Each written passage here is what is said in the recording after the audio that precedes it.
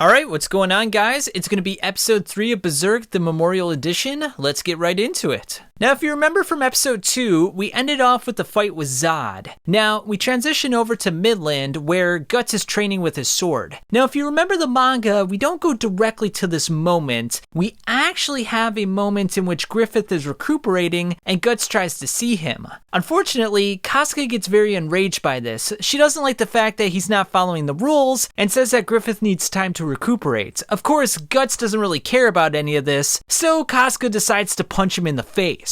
And while it's not a big moment in the manga, I still feel like it's very important, and it would have been a nice scene to sort of add to the Memorial Edition. It kind of builds on the whole idea that Casca doesn't like Guts, and that they got this very contentious relationship with each other. So it would have been a nice little moment to add into the anime, but, you know, as you guys can tell from the first 3 episodes, there's no new moments, no new animation, and yeah, I mean, the only thing that's changed is the subtitles, which I will admit, it is better in the Memorial Edition, but, you know, they could have done so much more with it. Now, Griffith comes in to talk to Guts about demons and gods and how they might be the same thing. The king then arrives, he introduces Charlotte, and as Charlotte is leaving, she trips and Griffith catches her. Now, Julius thinks that Griffith is just trying to cop a feel or something, so he slaps Griffith across the face. Now afterwards, the Band of the Hawk serves as the king's guard for the autumn's hunt. Now, what's kind of interesting about this is that there is one difference between the Memorial Edition and the movie. They actually cut a scene in which Charlotte was talking to another nobleman. It lasted for like 10 seconds. It was inconsequential. It didn't really add to the story whatsoever. But I just kind of found it interesting that they cut that from the Memorial Edition.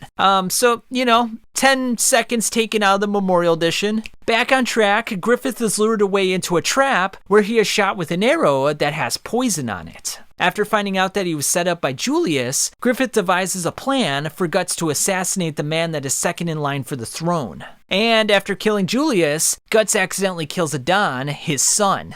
Now in the Memorial Edition, Guts jumps into some water to escape, and it just transitions back to the bar where the Band of the Hawk is. In the manga, Guts actually has a dream in this moment where he's battling Gambino with a sword. But just as they're having a battle, we see the shadow of Nosferatu Zod. Zod impales Guts as a child, but then we find out it's not necessarily Zod. It's Zod's body, but it's Guts' face. And again, I feel like this would have been a nice moment to add to the Memorial Edition. Not only does it show that Guts is becoming more barbaric with his actions, but it also provides a little bit of foreshadowing and symbolism. It might be symbolizing the fact that Guts is becoming more like Zod, a beast, or it might be foreshadowing the fact that maybe there's some sort of link between Guts and Zod that hasn't been revealed in the manga yet. So a nice little moment that could have been added, but you know, they decided not to. Anyway, moving forward, we go to the banquet in which Griffith and Charlotte are at. Now, another interesting deletion from the Memorial Edition, in the original movie, they showed a couple scenes from the banquet. You know, they showed the performers, the various aristocrats, the food that was being served. This was just completely deleted from the Memorial Edition. Again, it doesn't really add to the story.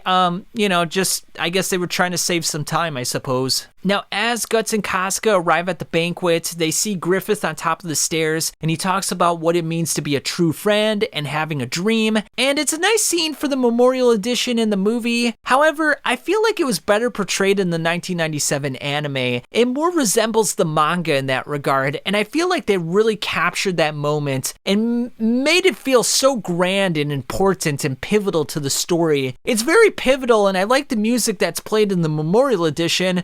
I just feel like it was done a little better in the 1997 anime. And yeah, that's it for episode 3, guys. We're gonna go into episode 4 next week, and that will be the beginning of the second movie. So tell me what you guys thought of this episode in the comments. Subscribe if you haven't already, and I'll catch you guys on the flip side.